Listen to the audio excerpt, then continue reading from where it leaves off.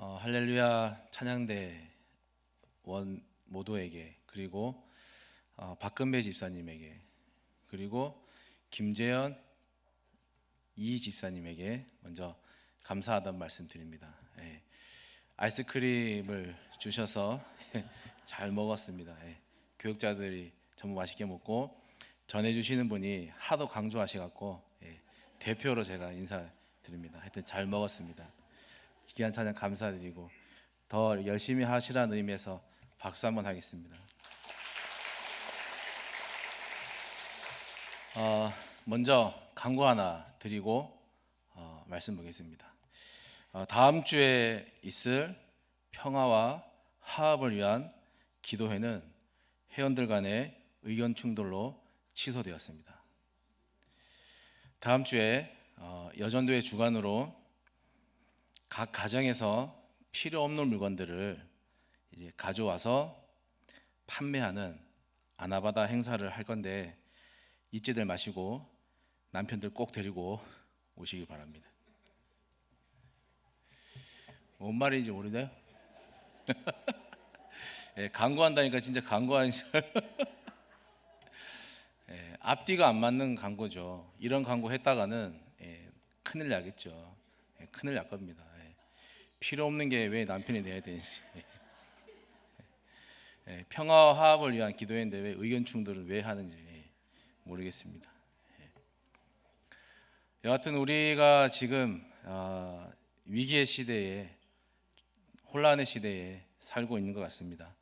북한은 또 북한 나름대로 미사일 가지고 온 나라와 또 전 세계를 긴장시키고 있고, 또 일본은 일본 나름대로 수출 규제니 백색 국가에서 제외시켰다 이런 이야기를 통해서 우리나라 경제도 그렇게 녹록지만은 않은 것 같습니다. 어쨌든 이런 시대에 살고 있지만, 그러나 이런 것보다 더 큰 걱정은 뭐냐면 우리 신앙에도 위기를 맞고 있다 하는 말씀을 드립니다. 우선순위에서 믿음이 점점 뒤로 밀려나고 있는 것 같고, 진짜로 보면 이 믿음이 우리 우선순위에서 첫 번째에서 밀려난 지는 이미 오래전 일이 되어버린 것 같습니다. 오늘 우리 신앙의 위기는 바깥에서 오는 것이 아니라, 바깥에 무슨 핍박이라든지 박해라든지 이런 데서 오는 것이 아니라, 신앙의 위기는 우리 내부에서 항상 있습니다. 어려울 때는 어렵다고 또 그만한 그 어려움을 극복하기 위해서 더 간절히 사모하면서 기도하고 헌신하고 순종하고 그런 것들을 잘 했는데, 우리 시간에 또 우리 물질에 사는데 여유가 생기면서 하늘 천국을 사모하기보다는 이 땅에서의 행복을 더 추구하는 그런 경향들이 더 짙어지기 때문에 여유가 생길수록 믿음으로 사는 게 더 어려워지는 것 같습니다. 근데 그 중에서도 가장 정말 걱정스러운 것은 뭐냐면은 우리가 키우는 아이들이, 자녀들이 언제부터 이 믿음의 자리도 내차버리고 언제부터 우리 부모들에게 그렇게 소중한, 귀중한 존재가 되었는지. 물론 소중한 아이들이지만 우리 믿음의 차원에서 보면은 우리 믿음을 하나님과의 내 관계에 다 차버리고 이 아이들이 그 가장 첫 번째 우선을 차지하고 있다는 것 자체가 우리가 정말 한번 생각해 봐야 할 문제가 아닌가 싶습니다. 얼마 전에 끝난 유명한 드라마 있죠. 스카이 캐슬 이런 드라마에서도 보는 것처럼 현대 부모들에게 있어서 이 아이들은 신이에요, 신. 자식을 위해서라면은 자기의 고난과 역경은 부모들이 다 감내합니다. 자식을 위해서라면은 자기 인생도 자기 가정도 포기합니다. 근데 그거보다 더 걱정스러운 건 뭐냐면은 이런 일들에, 이런 세상적인 풍조에 예수꾼들이 그건 아니다라고 얘기하기보다는 예수꾼들도 따라가고 심지어는 더 앞장서서 그런 일에 앞장서는 그런 모습들을 우리가 보기 때문입니다. 누가 저 아이들을 저렇게 가르쳤나? 저 아이들이 저런 것들은 어디에서 배웠나? 우리는 궁금해하지만 우리가 그렇게 키우기 때문에 아이들도 그렇게 크는 것이고, 우리가 그렇게 키우는 한 아이들은 바르게 자라지 못한다는 거예요. 부탁드리건대 여러분 자녀들을 하나님 손에 의탁하고 키우시기를 바랍니다. 하나님 손에 맡겨진 내 아들 딸들이 되면 하나님도 그 아이들을 책임지십니다. 하나님께 의탁하면 하나님께서 우리 아이들 먹어야 할 것, 입어야 할 것, 만나야 할 사람들 다 책임져 주시고, 아이들에게 주신 재능을 아이들이 충분히 발휘해서 이 땅 가운데서 우리가 늘 말하는 축복의 통로로 살아가게 하실 뿐만 아니라 무엇보다 이 세상 가운데서 그 아이들의 신앙 지키며 살아가도록 우리가 하지 못하는 거 우리가 맡겨드리면 하나님께서 하신 줄 믿습니다. 더불어서 우리의 직장과 우리의 가정과 우리의 하는 산업들도 하나님께 맡겨드리면 똑같아지는 겁니다. 우리가 해야 할 일은 뭐냐면은 하나님을 의탁하고, 그리고 하나님 말씀에 순종하면서 그 하나님 앞에 나아가는 일들을 우리가 우선순위로 삼아야 되는데, 그런 것들은 어느 순간 뒤로 밀려나 있고 우리 앞에 우선순위로 남아 있는 것들이 엉뚱한 것들이 되어 있는 것입니다. 하나님 아버지를 경외하며 사는 사람에게 하나님도 그만한 복을 주시는 것이죠. 경외란 말을 뭐 여러 가지 있지만 그냥 쉽게, 아주 쉽게 풀어내면 예의를 잘 지키는 거예요. 하나님 앞에 예의를 잘 차리는 거예요. 무례하게 범하지 말라는 거예요. 내 이름을 망령되이 일컫지 말라 하는 것처럼 우리가 하나님을 믿는다 하면서도 실제로 우리 삶은, 우리 마음속은 그렇지 않다 그러면은 우리는 입으로는 그렇게 얘기하는데 실제로는 하나님을 아주 우습게, 하나님 앞에 아주 예의 없는 사람들처럼 살아갈 수 있는 거예요. 세상 어디에서든지 예의를 지키고 범절을 지키고 다 지키면은, 무례하지 않으면 그 사람 칭찬받는 것처럼 우리도 하나님 앞에서 지켜야 할 영적인 그런 예의를 잘 지키면 하나님이 우리가 생각지 못하는 복으로, 은혜로 채워주시는 것이죠. 여기 우리가 읽었던 요한복음 17장, 예수님께서 기도하시는데 소위 말해서 대제사장 그런 차원에서 우리 제자들을 위해서 기도하는 핵심이 뭐냐면 하나 되는 거예요. 하나 되는 거. 하나님께서 독생자 예수를 이 땅에 보내시고 십자가에 오르셔서 죽기까지 우리에게 원하셨던 거 뭐냐면 우리가 하나 되는 거예요. 그래서 교회 공동체와 그리고 예수 믿는 사람들에게 있어서 결론은 뭐냐면 하나 되는 거예요. 오늘 말씀이 그러죠. 아버지여, 아버지께서 내 안에, 내가 아버지 안에 있는 것 같이 그들도 다 하나가 되어 우리 안에 있게 하사 세상으로 아버지께서 나를 보내신 것을 믿게 하십시오. 에베소서에는 이런 말씀을 합니다. 하늘에 있는 것이나 땅에 있는 것이나 다 그리스도 예수 안에서 통일되게 하려 하신다라고 하나 되는 거예요. 예수님의 유일한 관심은 제자들이 하나가 되는 거예요. 통일되는 거예요. 근데 하나가 된다는 거, 통일된다는 거는 똑같아지는 게 아니에요. 남북이 통일된다 하는 것은 그냥 다 팽개치고 그냥 똑같아지는 게 아니죠. 그런 것은 진짜 통일이 아니죠. 하나가 된다는 건 뭐냐면은 같은 생각으로, 같은 가치관으로, 같은 목적지를 향해서 가는 것이고 같은 방향을 가지고 그 생각과 가치관을 품고 같이 가는 거예요. 이것이 하나님의 우리를 향한 구원 계획이고 우리를 향한 궁극적인 목표이고, 그리고 교회 공동체나 우리 예수 믿는 사람들에게 예수께서 원하시는, 말씀하시는 목표예요. 생긴 것이 다르고 배운 것도 다르고 생각과 우리가 살아왔던 인생의 배경들이 다 다른데 우리는 다 다른데 예수님 안에서 하나가 되는 거예요. 성령 안에서 하나가 되는 거예요. 왜냐하면은 우리가 믿음 안에서 천국을 향해서 갈 때, 천국 시민으로 살 때 성령께서 우리 가운데, 우리 안에서 우리도 하나 되지만 우리와 하나님과의 하나됨을 위해서 열심히 우리가 기도할 수 없을 때 우리를 위해서 탄식하시기 때문입니다.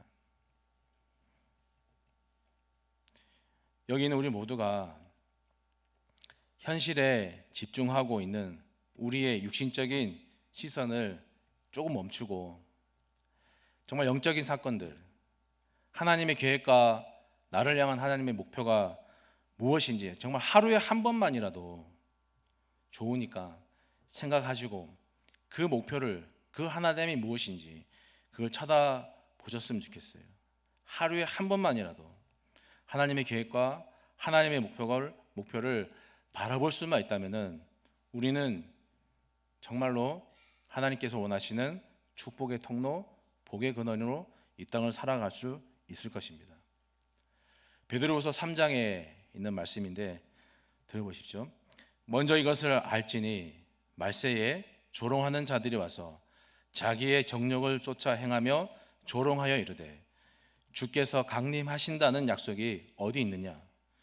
조상들이 잔 후로부터 만물이 처음 창조될 때와 같이 그냥 있다 하니 이는 하늘이 옛적부터 있는 것과 땅이 물에서 나와 물로 성립한 것도 하나님의 말씀으로 된 것을 그들이 일부러 잊으려 함이로다.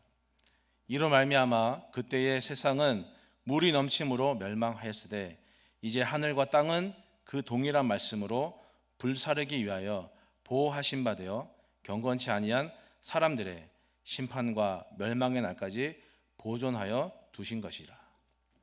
베드로후서 3장 3절 이하에 나와 있는 말씀인데 주께서 언제 강림하시느냐 부정하는 사람들이죠. 그리고 하나님께서 언제 창조하셨느냐 알면서도 일부러 그냥 모르는 척. 근데 그런 사람들을 하나님께서 어떻게 하시냐면은 노아 홍수 때와 같이 소돔과 고모라의 불심판과 같이 그렇게 하시려고 그들을 가만두시는 거예요. 언제까지? 심판의 날까지 가만두시는 거예요. 그냥 보존하고 계시는 거예요. 멀쩡한 게 아니라 마지막 날 가서 재림의 때 가서 심판하시려고 그들을 보호하고 보존하고 계시는 거예요. 자기네들은 아무 탈 없이 살고 있다고 생각하지만 하나님의 입장에서 볼 때, 우리 믿음의 입장에서 볼 때 그 사람은 심판 때까지 그냥 그렇게 가는 거예요. 노아 홍수 때 하나님의 홍수 심판이 있을 것이라고 노아가 아무리 소리를 쳐도 귀를 기울여 듣는 사람들이 단 한 사람도 없었습니다. 지금도 지진이 나고 홍수가 나고 화산이 폭발하고 천재지변이 일어나고 서울의 여러 곳에 싱크홀이 생기고 이래도 하나님 말씀에 관심이 없어요. 전에도 있었다 그러면서 그냥 넘어갑니다. 그게 뭘 그렇게 새삼스러울 일이냐 그러면서 넘어갑니다. 그렇게 말하는 사람을 미친 사람 취급합니다. 또 기독교 종말론자 나타났네 이러면서 그냥 넘어갑니다. 과학자들은 여러 가지 증거를 들이대면서 몇백 년 전에도 몇천 년 전에도 있었다 이러면서 그냥 사람들을 호도합니다. 이렇게 평안한데 무슨 심판이냐 그러면서 그렇게 얘기합니다. 종말을 강조하는 교회를 이단 사이비 취급하고요. 그래서 이제는 목사들조차 그렇게 종말을 선포하지 않습니다. 사실 이단과 사이비가 따로 없는 것 같아요. 예수님의 다시 오심과 그것을 강조하지 않으면은 그런 사람이나 그런 모임이나 그런 집단들은 그냥 사이비 수준이죠. 그 심판의 날을 예비하는 것이 기독교 신앙이고 그 심판의 날을 오늘 우리가 준비하면서 오늘을 열심히 살아가는 게 종말론적인 신앙이죠. 예수님의 다시 오심을 믿지 않는다면 교회에 나올 필요가 뭐 있겠습니까? 신앙생활 할 필요가 뭐가 있겠습니까? 그냥 살고 싶은 대로 마음대로 살아도 괜찮습니다. 그러나 예수님께서 다시 오심을 믿고 그날을 확신하고 그날을 준비하는 사람들이 오늘 대한교회에 모인 우리라고 믿습니다. 재림하는 예수님을 다시 만나려고 준비하는 사람들만 대한교회에 왔으면 좋겠습니다. 이런 영적인 문제를 위해서 오지 않고 그냥 세상적인 문제를 위해서 대한교회에 와서 신앙생활하면서 문제를 일으키고 이런 여러 가지 일들을 일으키면은 그냥 그 맞는 교회를 찾아가시는 게 더 빠를 거예요. 종말을 사는 사람들의 태도와 마음가짐은 이래야 될 것 같습니다. 늦은 나이에 신학교에 입학을 해서 시골 교회를 섬기는 한 분이 있었습니다. 결혼도 했고 아이도 있습니다. 그런데 신학교를 다니는데 졸업반쯤에 자꾸 몸이 말라가는 거예요. 병원에 가니까 간암 말기라고 합니다. 의학적으로 어떤 희망도 없다고 합니다. 그래서 학업도 포기하고 교회 강대상 앞에만 엎드려서 하나님 앞에 어떻게 하실 건지, 살려내실 건지, 그냥 이대로 둘 건지 단판 기도를 했습니다. 살기 위해서 열심히 몸부림치는 어느 날 기도하는 가운데 성령께서 마음속에 주님 앞에 설 준비해라 하는 음성을 들려주셨다고 합니다. 밥 먹을 힘도 없고 움직일 힘도 없는 이 전도사님이 자리를 털고 일어나서 내가 지금까지 살아오면서 만났던 내가 고마운 사람들을 찾아가서 내가 감사 인사를 하고 떠나야지. 그동안 나 때문에 서운하고 마음 아팠던 사람들 찾아가서 미안하다 용서를 빌고 내가 떠나야지. 그 결심을 하고 힘든 몸을 이끌고 정말 한 분 한 분을 찾아다니면서 감사하다, 미안하다, 용서해달라, 그리고 나중에 천국에서 다시 만나자, 그렇게 인사를 하면서 4개월 만에 천국으로 먼저 떠나가셨습니다. 여러분들은 병원에서 최후 통첩을 받으면 남은 시간 어떻게 사시겠습니까? 원망하고 세상을 원망하고 사람을 원망하고 그동안 자기에게 서운했던 사람들을 낱낱이 생각하고 기록하고 해서 찾아다니면서 복수 혈전을 하실 겁니까? 아니면 용서를 빌겠습니까? 복수 혈전 하실 분들은 한 분도 없으시겠죠. 이 전도사님처럼 감사할 분들을 찾아가서 감사하고, 미안할 분들을 찾아가서 미안하다 하고, 용서를 빌어야 할 분들에게 가서 용서를 구하고, 그러면서 주님 만날 준비를 하고, 그래야 떠난 사람을 남은 사람이 잊지 못하고 기억하는 거 아니겠습니까? 천국에서 다시 만나길 기대하고 그렇게 다 준비하고 떠나가야 아직 땅에 사는 사람들이 그 사람 멋지다, 진짜 신앙으로 살았구나 할 거 아니겠습니까? 내 생명이 1년밖에 남지 않았다면, 내 생명이 6개월밖에 남지 않았다면, 아니 일주일밖에 남지 않았다면 아마도 처음에는 원망스럽고 부정이 되고 인정할 수 없고 절망스럽고 통곡할 다 할 겁니다. 그러나 그 모든 시간들이 지나간 후에 그 사람이 정말 예수 믿는 사람이라면, 정말 하나님과 하나 된 사람이라면은 죽음을 인정하고 그 죽음에 대한 생각을 다 정리하고 나서 아마 이렇게 생각하시겠죠. 내 수중에 가지고 있는 이 돈 내가 어떻게 쓸까? 내가 나를 이제 와서 내가 나를 위해서 쓴들 무슨 소용이 있을까? 가장 의미 있는 곳에 써야겠다. 그동안 한 번도 제대로 놀러 가지 못했는데 사랑하는 가족과 멋진 데 가서 시간을 보내고 또 내가 도와야 할 사람들을 돕고 이것저것 준비하면서 그렇게 하지 않을까요? 그러나 그런 것도 사실 어떻게 보면 부질없는 것이죠.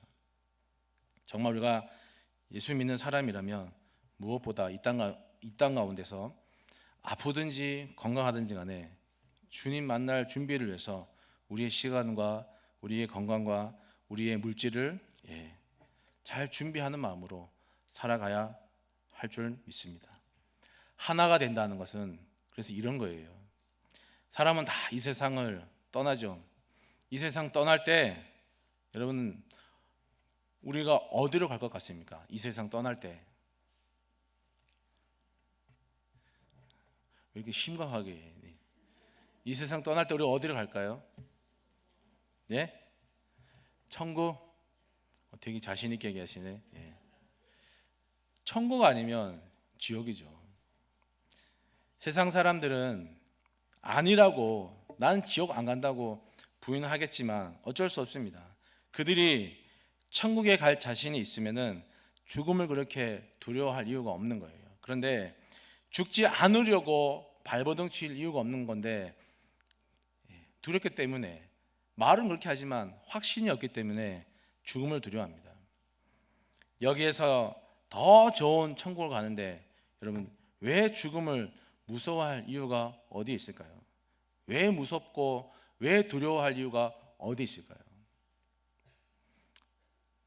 저는 여러분들보다 나이가 어리지만 그래도 목사로서 살아가면서 내가 죽음만은 두려워하지 않기로 내가 살자, 늘 그렇게 생각합니다. 그래서 결혼식장에는 잘 안 가는데 장례식장에는 항상 자주 찾아다녔습니다. 거기 가서 그런 것들을 보면서 제 스스로가 내가 예수 믿는 사람으로서 내가 정말 하나님을 믿는다 하는 증거가 뭘까? 좋을 땐 좋은 거지만 내가 죽음을 두려워하지 않아야겠구나. 왜냐하면 맨날 입으로는 천국이 좋다, 천국이 우리가 죽으면 천국 간다는데 죽음을 두려워하는 사람이 정말 그 속에 천국에 대한 소망이 있을까요? 천국이 보인다면, 천국에 대한 확신이 있다면 내가 1년 남았든 6개월 남았든 여기보다 더 좋은 천국을 가는데 내가 죽음을 두려워할 필요가 없는 것이죠.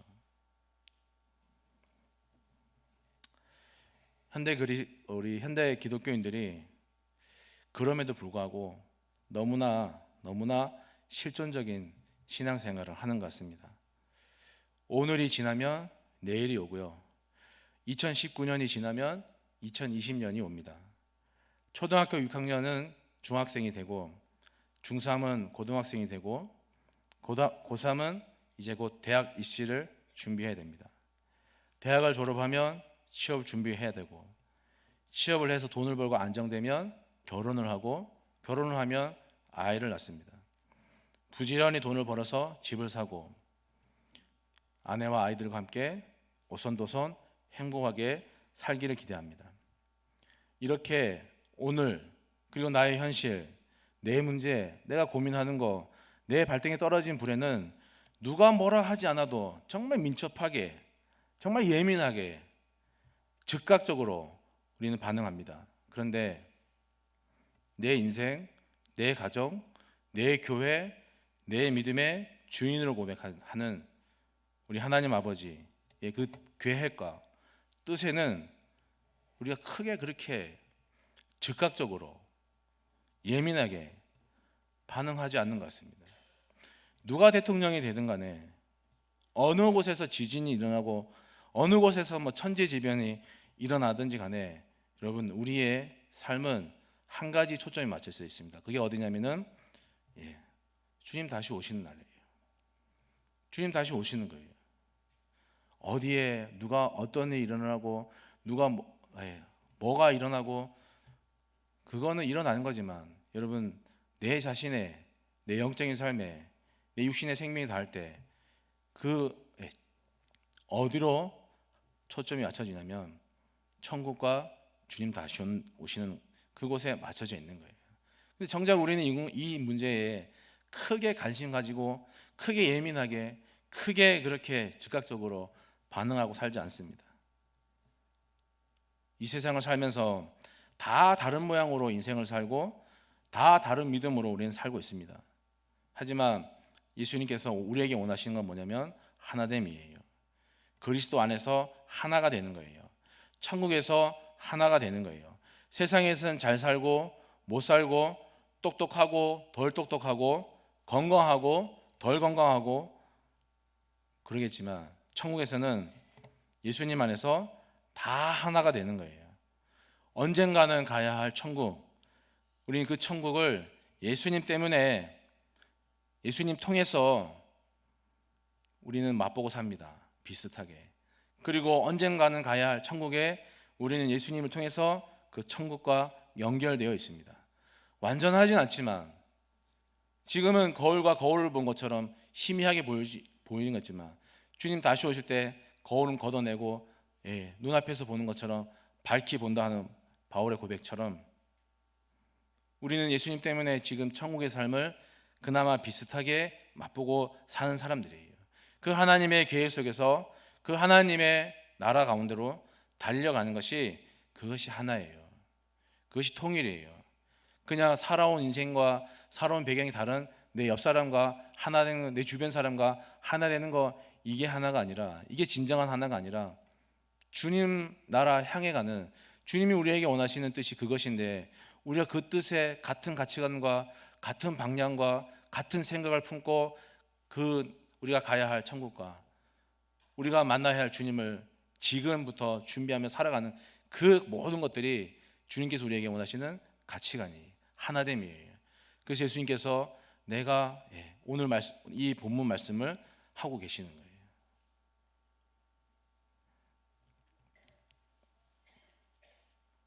우리가 그 나라를 향해서 달려갈 때 기죽지도 말고 포기하지도 말고 절망하지도 않았으면 좋겠습니다.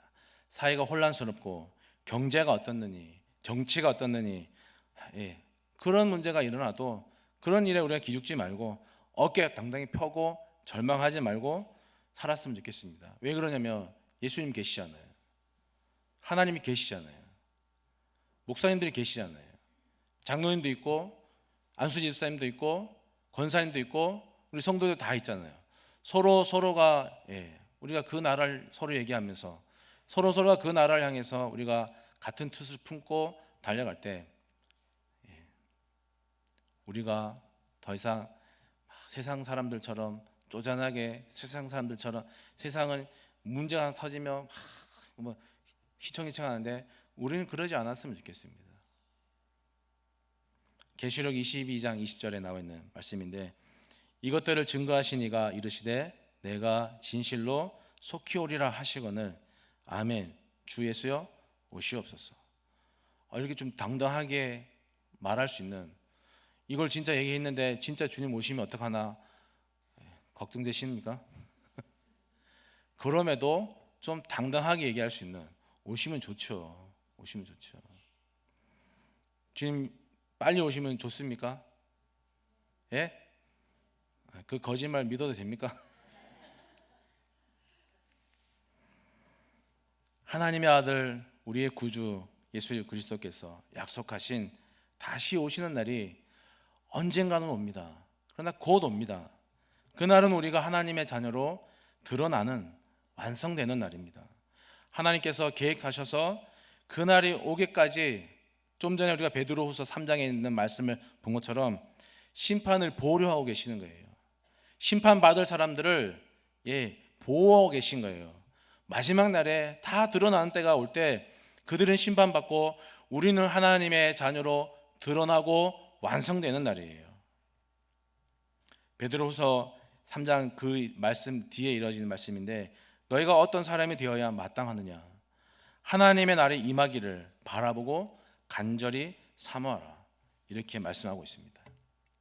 우리 그날을 향해서 그날이 오기를 사모하는 마음으로 살아야 되죠. 그렇게 열심을 품고 사모하고 또 사모해도 이 모양 이 꼴인데 더 품고 더 살아가야 되는 거죠. 여러분 우리 모두 우리 자신에게 한번 물어보십시다. 진심으로 예수님께서 속히 오시기를 사모하고 있습니까? 어서 빨리 예수님께서 재림하셨으면 좋겠습니다. 그렇게 원하고 계십니까? 아니면 내가 하고 싶은 거 다 한 후에 예수님 요것만 좀 더 하고 그때 오시면 좋겠습니다. 이렇게 생각하고 사십니까? 내게 허락된 시간을 내 거 다 하고 그때 좀 오십시오라고 하면서 게으름 피고 나태함을 보낸다면은 우리는 주님 오실 때 꾸지람을 단단히 각오해야 됩니다. 그러나 내게 허락한 시간과 물질과 건강, 재능들을 주님 위해서 귀하게 쓰신다 한다면은 우리는 주님이 원하시는 그토록 찾으시는 복의 근원, 축복의 통로로 이 세상을 살아갈 수 있을 것이고 그렇게 인정받는 믿음의 사람들이 될 줄 믿습니다. 오늘 21절 말씀 대제사장이신 예수님께서 제자들을 향해서 기도하시는 거예요. 아버지여 아버지께서 내 안에 내가 아버지 안에 있는 것 같이 그들도 다 하나가 되어 우리 안에 있게 하사 세상으로 아버지께서 나를 보내신 것을 믿게 하옵소서 이렇게 기도하시는 거예요. 분명히 우리는 예수님을 구주로 믿는 사람들이에요. 그리고 고백해요. 매 주일마다 찬송하고 고백을 해요. 지금 죽어도 천국에 들어갈 수 있다라고 제가 물으면 그렇게 답하실 거죠. 지금 죽어도 천국에 들어갈 수 있습니까? 다 이렇게 대답하시잖아요. 그렇게 확신하고 살아가는데, 근데 어떻게 천국에 들어가는다고 확신하고 하는 사람들이 세상 풍파에 그렇게 흔들리며, 작은 풍파에 흔들리며, 예수님께서 배에 탄 제자들 향해서 이 믿음이 적은 자들아 한 그 소리를 왜 우리가 매일마다 들어야 하는 삶을 살아가는지, 소망 없는 사람, 저 밖의 사람들처럼 똑같이 살아가는지 우리가 우리 자신을 한번 돌아보고 정말 반성하고 다시 한번 또 돌아보고 다시 한번 반성했으면 좋겠습니다. 우리는 하나님의 자녀예요. 비록 못났어도 하나님이, 우리가 하나님을 아버지하고 부를 수 있는 하나님 자녀예요. 우리가 도와달라 요청하면 언제 어디든지 나타나셔서 우리를 도와주실 그 아버지를 믿는 우리 하나님의 자녀예요. 우리는 담대하고 기죽지 말고 어깨 펴고 당당하게 살아가야 되는 것입니다. 여러분, 이 지역 주민들에게 우리 대한교회 성도들이 등대가 돼야 할 줄 믿습니다. 이 지역 주민들에게 있어서 우리 대한교회가, 이 대한교회에 다니고 있는 예수 믿는 대한 모든 가족들이 이 지역의 소망이 되도록 우리는 그렇게 기도하고 살아가야 합니다. 고덕동 사람들이 자랑스러워야 할 랜드마크가 되어야 할 그런 교회가 되어야 합니다. 그러나 그들이 부러워하는 인생을 살아야 하는데, 그들이 부러워하는 인생을 살기 위해서 부자가 되고 공부해서 1등이 되고 그런 부러움이 아니라 우리 얼굴을 보면서 저 사람들은 얼굴에 왜 이렇게 왜 이렇게 기뻐하냐, 왜 저 사람도 보니까 마음이 편하다, 이런 부러워함 우리가 그들에게 끼쳐야 하는 것이죠. 하나님의 경륜 속에, 하나님이 이 세상을 다스려 가시는 그런 통치한 경륜 속에 우리는 살아가는 복의 근원, 축복의 통로들입니다. 그 복의 근원이요, 축복의 통로인 우리 모두를 통해서 우리 가정에, 우리 가문에, 우리가 살아가는 직장 가운데, 우리가 섬기는 교회 위에, 여러분들이 하시는 일터 가운데 하나님의 은혜와 하나님의 축복이 가득하시기를 주의 이름으로 축복합니다. 살아계신 하나님 아버지, 오늘 이